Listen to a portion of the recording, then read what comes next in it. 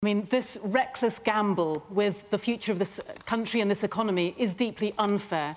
And it doesn't need us to say that. We've got people like the IFS, the Institute of Fiscal Studies, and many others who are repeatedly saying that the poorest 10% are going to be paying at least more than the average when it comes to who actually pays the price for this.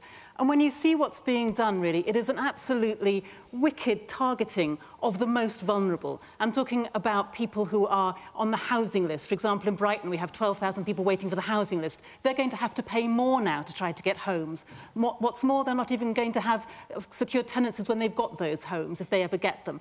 But the number of people being thrown out of work, again, people in the public sector, 500,000 public sector jobs, that's likely to lead to perhaps another 500,000 in the private sector, because the two are linked together. What would count as fairness for you? Well, I would... If you think cuts need to be made? Well, I would absolutely address that point. I do not think that the best way of getting the deficit down is through cuts. And I appreciate that sounds counterintuitive, so let me explain. We do need to get the deficit down, but there's every risk that if we try to do that through throwing more and more people out of work, then we simply will lose their tax revenues. We'll have to pay out their redundancies, we'll lose their tax, we'll have to pay out the benefits, and actually that's going to make matters worse. It's more likely to tip us into that double-dip recession. Okay.